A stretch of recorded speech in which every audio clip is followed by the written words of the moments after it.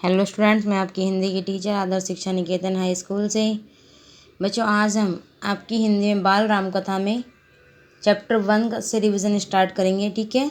क्योंकि आपको पता है आपके एग्ज़ाम स्टार्ट होने वाले हैं बच्चों अभी सितंबर में, और उसमें आपका ये चैप्टर 1 से लेके 6 तक बाल राम कथा का चैप्टर 1 to 6 आएगा, ठीक है बच्चों। और आपका हिंदी का सिलेबस मैं आपको बता देती हूँ। बाल राम कथा में चैप्टर 1 to 6, और आपका वसंत में चैप्टर 1 to 9, और आपका ग्रामर में मैंने अब तक जितना भी कराया है आपको, संज्ञा सर्वनाम क्रिया विशेषण भाषा लिंग वचन और जो भी कराया है जैसे कि संधि और क्या वर्ण व्यवस्था, सब में से आएगा, ठीक है। यानी ग्रामर का आपका जितना भी कराया है सारा कंप्लीट आपको लर्न करना है। और बाल राम कथा में आपको चैप्टर 1 to 6 और वसंत में चैप्टर 1 to 9 लर्न करने हैं, ठीक है बच्चों। और बच्चों, आपको एग्ज़ाम अच्छे से देने हैं, क्योंकि आपके इन एग्ज़ाम्स के जो मार्क्स हैं आपके, वो आपके जो आपके फाइनल रिजल्ट तैयार होता है उसमें ऐड होंगे, ठीक है। आपके 50 मार्क्स के 50 क्वेश्चंस आएंगे, सभी क्वेश्चंस MCQs होंगे, और आपको इन पेपर्स की इसलिए अच्छे से तैयारी करनी है, ठीक है। अब आज हम बाल राम कथा में अवधपुरी में राम चैप्टर 1 से स्टार्ट करते हैं, ठीक है, रिविज़न करना। तो बच्चों, यह कथा अवध की है और ये बहुत पुरानी कथा है। इस कथा में क्या होता है, इसमें अवध में एक सरयू नदी के किनारे अयोध्या नाम का बहुत ही सुंदर और भव्य नगर बसा हुआ था। तो वहाँ पर बड़े बड़े महल, बाग बगीचे, सरोवर, बाजार आदि थे। तो यहाँ के जो लोग थे वो बहुत ही संपन्न और खुशहाल थे। अयोध्या जो थी वो कौशल की राजधानी थी। यहाँ के राजा दशरथ थे। कौन थे यहाँ के राजा अयोध्या के? दशरथ। और राजा दशरथ के पिता थे अज। वे रघुवंश के होने के कारण रघुवंश की नीतियों का पालन करते थे। राजा दशरथ जो थे वो बहुत ही न्यायप्रिय, यशस्वी और वीर शासक थे। उन्हें किसी भी बात की कोई कमी नहीं थी, परंतु उन्हें सिर्फ एक ही दुख था, वो था कि उनकी कोई संतान नहीं थी। तो उनकी 3 रानियां थी। राजा दशरथ की बच्चों 3 रानियां थी, कौशल्या, सुमित्रा और कैकेयी। तो तीनों रानियों की किसी की भी कोई संतान नहीं थी। तो रानियां भी जो थी वो संतान नहीं होने से बहुत दुखी थी। तो संतान नहीं थी, इसलिए एक दिन उन्होंने चिंतित होकर राजा दशरथ ने वशिष्ठ मुनि से बात की। कि वशिष्ठ मुनि के पास गए और उनसे कहा कि मेरे कोई संतान नहीं है। तो उन्होंने वशिष्ठ मुनि ने राजा दशरथ से कहा कि आपको पुत्रेष्टि यज्ञ कराना चाहिए। तो उन्होंने कहा ठीक है, मैं पुत्रेष्टि यज्ञ करा दूंगा। तो सरयू नदी के किनारे यज्ञशाला बनवा कर राजा दशरथ ने वहाँ पे महान तपस्वी थे श्रस्यंग से यज्ञ करवाया। इस यज्ञ में अंतिम आहुति राजा दशरथ ने दी। यज्ञ का जब समाप्ति हुई तो जो अग्नि देवता थे वो प्रकट होते हैं और वो राजा दशरथ को तीनों रानियों को पुत्र प्राप्त होने का वरदान देते हैं, कि तुम्हें आशीर्वाद देते हैं। तो उस समय कुछ समय बाद तीनों रानियों के पुत्रों को जन्म देती है। तो कौशल्या ने चैत्र माह की नवमी के दिन राम को जन्म दिया, और सुमित्रा के 2 पुत्र हुए, लक्ष्मण और शत्रुघ्न। तो रानी जो कौशल्या थी उसके एक पुत्र हुआ कौन? राम। और सुमित्रा के 2 पुत्र हुए, लक्ष्मण और शत्रुघ्न। और कैकेयी जो थी उसने भरत को जन्म दिया। तो चारों ओर खुशियाँ छाई। चारों राजकुमार जो थे बहुत सुंदर थे, बहुत आपस में प्यार था। तो एक दिन राजा दशरथ राजमहल में चर्चा में व्यस्त थे कि द्वारपाल ने आकर उन्हें बताया कि महर्षि विश्वामित्र आए हुए हैं। तो राजा दशरथ जो थे वो स्वयं उन्हें लेने के लिए दरवाजे पर आए और उन्हें दरबार में ऊंचे आसन पर बिठाया। विश्वामित्र स्वयं भी राजा थे, परंतु उन्होंने संन्यास ले लिया था और जंगल में सिद्धाश्रम में रहते थे। वे राजा दशरथ से सिद्धि के लिए किए जा रहे अपने यज्ञ की राक्षसों से रक्षा करने के लिए राम को मांगते हैं। तो राम जो थे दशरथ को बहुत ज़्यादा प्रिय थे, इसलिए वे विश्वामित्र को अपनी सेना देने के लिए कहते हैं, परंतु मैं राम को नहीं दे सकता।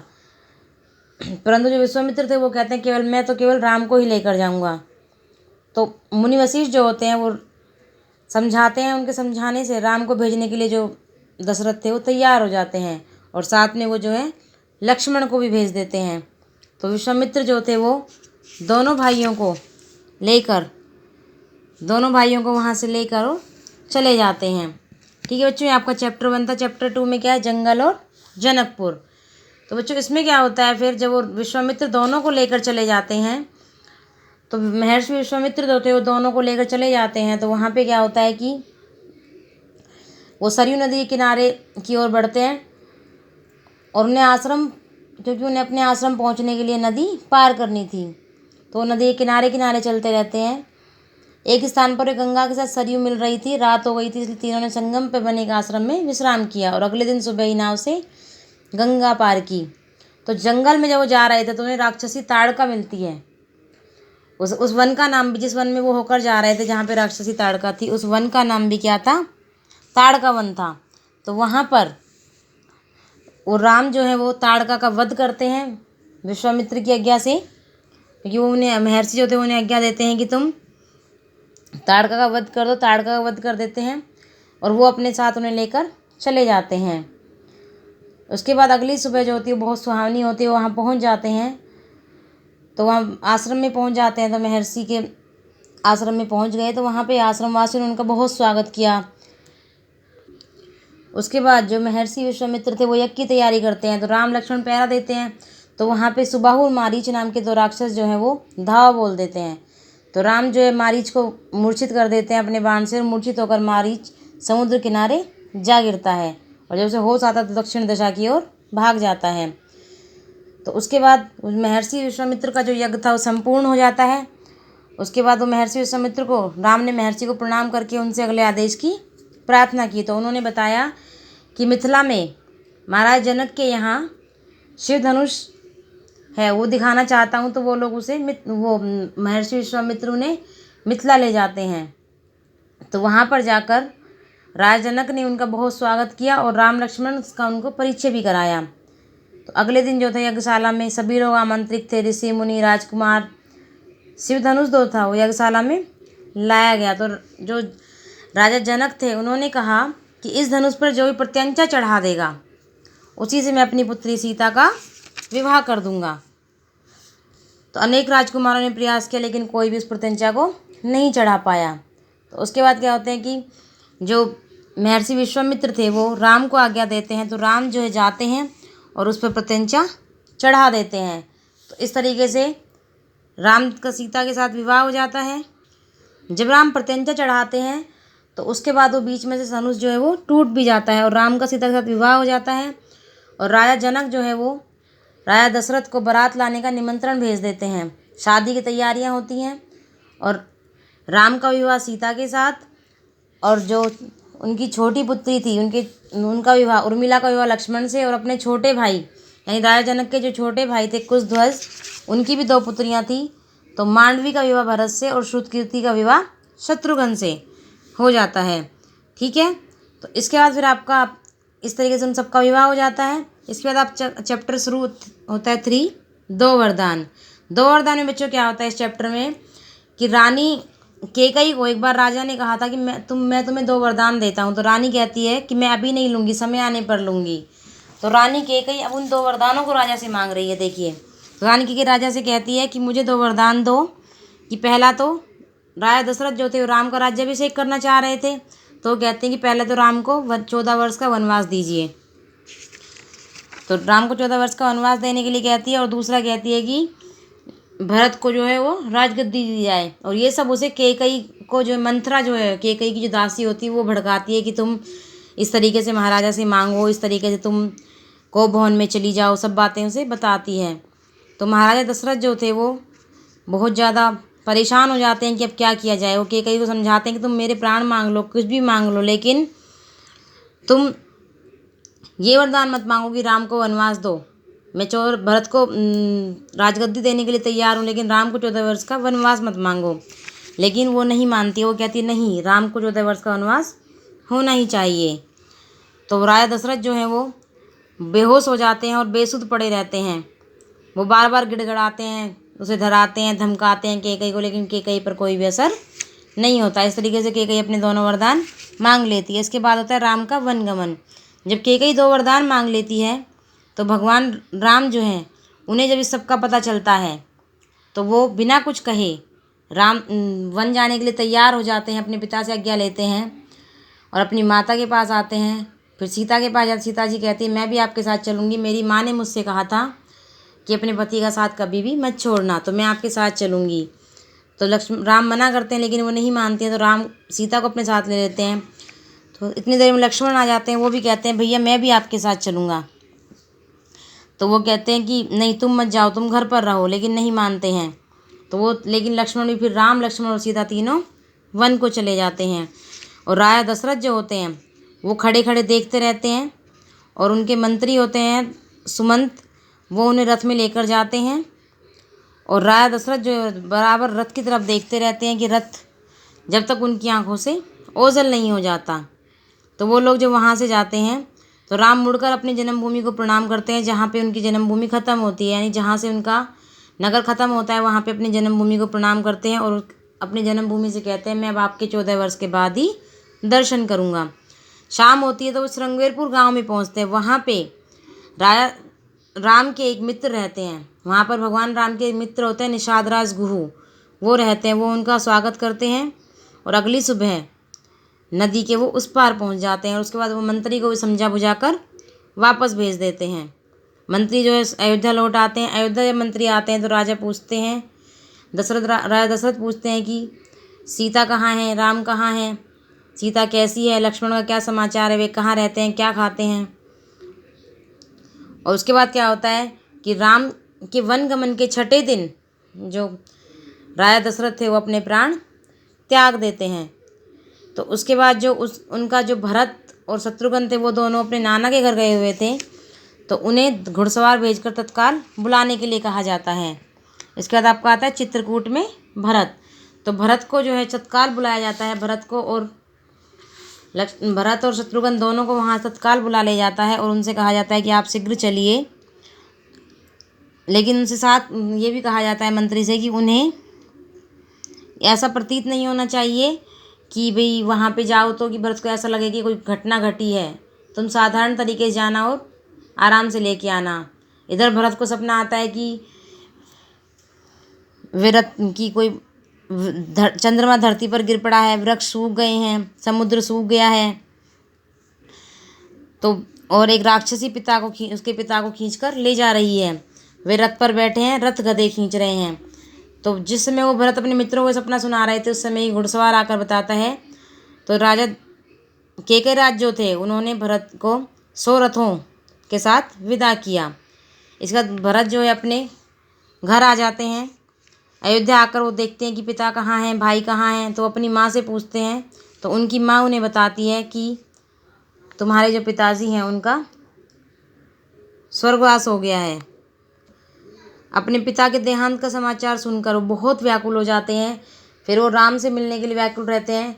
तो उन्हें उनकी माँ बताती है कि बताती है कि महाराजा ने उन्हें 14 वर्ष का वनवास दिया है और लक्ष्मण भी जो है वो उन्हीं के साथ चले गए हैं और राजगद्दी तुम्हें दे दी है। तो वो कहते हैं मुझे ऐसी राजगद्दी नहीं चाहिए, मैं अपने भैया को लेकर आऊँगा। तो वो अपनी जो कौशल्या है अपनी माँ के पास जाते हैं, माता कौशल्या के पास, और कहते हैं कि माता मेरा कोई दोष नहीं है, मैं राम भैया को लेकर आऊँगा और गद्दी पर ही बिठाऊँगा। तो वो वहाँ से राम को लेने के लिए जाते हैं सभी मंत्रियों को लेकर।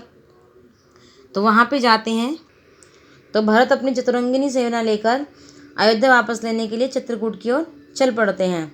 राम जो है वो भारद्वाज आश्रम से दूर एक पहाड़ी की पर्णकुटी बनाकर रह रहे थे।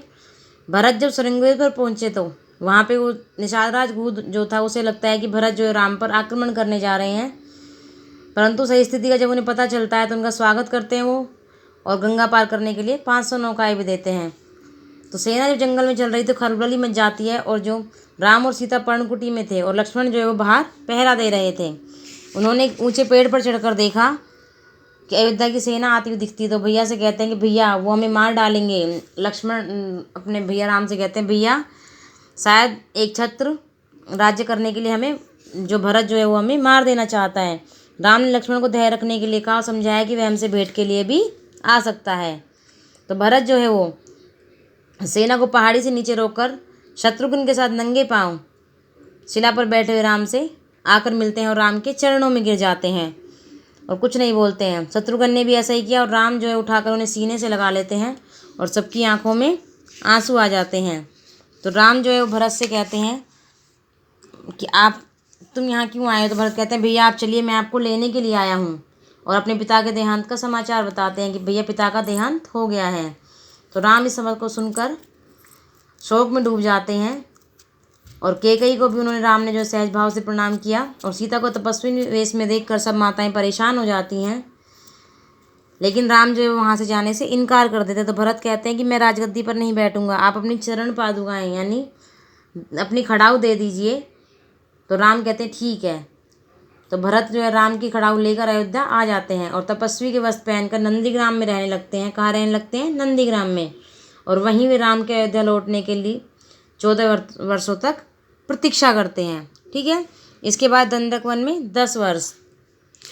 तो भगवान राम जो है वो चित्रकूट से अयोध्या जो था वो बहुत पास था, इसलिए वो वहाँ से भी चित्रकूट में पहले जैसी शांति छा जाती है। चित्रकूट से जो भरत अयोध्या लौट आए तो राम ने विचार किया कि चित्रकूट जो है वो अयोध्या से केवल 4 दिन की दूरी पर है, इसलिए अयोध्या वासियों का आना जाना लगा रह सकता है।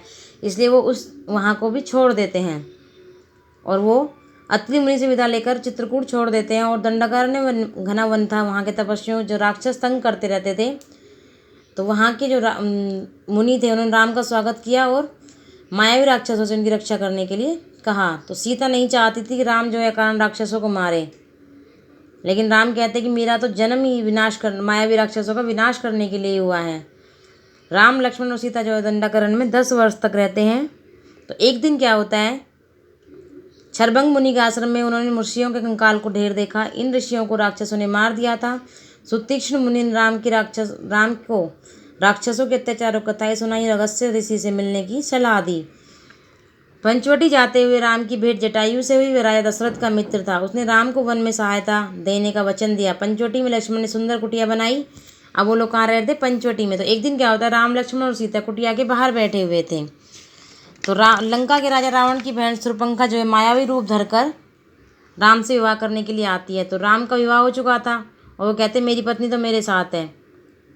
तो यही अनुरोध वो जाकर कहती लक्ष्मण से करती है, तो लक्ष्मण भी इनकार कर देते हैं और उसे वापस राम के पास भेज देते हैं। राम के पास फिर आती है तो राम कहते हैं मैं तो विवाह नहीं कर सकता, मेरा विवाह तो हो चुका है। तो फिर लक्ष्मण के पास जाती है, वो इधर उधर घूमती रहती है और वो सीता को मारना चाहती है कि फिर सीता को मार दूंगी तो जिससे राम मुझसे विवाह कर लेंगे। तो लक्ष्मण क्या करते हैं, अपनी तलवार निकालते हैं और उसके नाक कान काट देते हैं और खून से लथपथ हो जाती है और रोती हुई अपने भाइयों खरदूषण के पास जाती है। इस दशा को देखकर, अपनी बहन की दशा को देखकर खरदूषण को बहुत क्रोध आता है और वो बदले लेने के लिए राम के साथ युद्ध करने के लिए पहुंचते हैं। तो वहाँ पर क्या होता है, कंपन नामक राक्षस जो था वो सारी घटना जाकर रावण को बता देता है। रावण को सारी घटना बता दी थी और सीता का अपहरण करने की सलाह देता है। तो रावण सीता हरण के लिए चला तो रास्ते में उसे मारीच मिलता है। मारीच कहता है आप ऐसा मत करो, ऐसा करना आपको विनाश को आमंत्रण देना है, क्योंकि राम की शक्ति से परिचित था। राम ने मारीच को मारा था। तो रावण जो है मारीच की बात सुनकर चुपचाप लंका लौट जाता है। शूर्पणखा विलाप करते हुए रावण के पास पहुंचती है, अपना दुखड़ा सुनाती है और राम लक्ष्मण की वीरता की प्रशंसा करती है और सीता की सुंदरता की प्रशंसा करती है कि मैं तो उसे आपके लिए ही लेने गई थी, लेकिन उसके भाइयों ने, उसके देवर ने और उसके पति ने मेरे नाक कान काट डाले। रावण फिर मारीच के पास जाकर उसे पंचवटी लेकर जाता है और वहाँ पे रावण जो होता है मारीच से कहता है तुम मायावी सोने का हिरण का रूप धारण कर लो और राम लक्ष्मण और सीता की कुटिया के पास घूमने लग जाओ। और रावण एक तपस्वी के वेश में पेड़ के पीछे छिप जाता है और सीता उस सोने के हिरण पर मुग्ध होकर राम को उसे पकड़ लाने के लिए कहती है। राम लक्ष्मण को वन में सोने के हिरण के होने पर संदेह था, परंतु सीता के लिए राम सोने का हिरण लेने चले जाते हैं और लक्ष्मण को सीता को अकेला न छोड़ने का आदेश दे देते हैं। यानी कि लक्ष्मण से कह जाते हैं कि तुम सीता को अकेला मत छोड़ना, सीता की कुटिया के बाहर पहरा देना और मैं सीता के लिए सोने के हिरण को पकड़ कर लेकर आता हूँ। ठीक है बच्चों, आपका यहीं तक चैप्टर 6 तक आएगा। आपको चैप्टर सब अच्छे से रीड करने हैं ताकि आपके बीच में जो क्वेश्चंस बने हो उन्हें आप अच्छे से कर पाएँ। ठीक है बच्चों, ओके बच्चों, आज के लिए इतना ही। आगे हम नेक्स्ट क्लास में देखेंगे। थैंक यू बच्चों।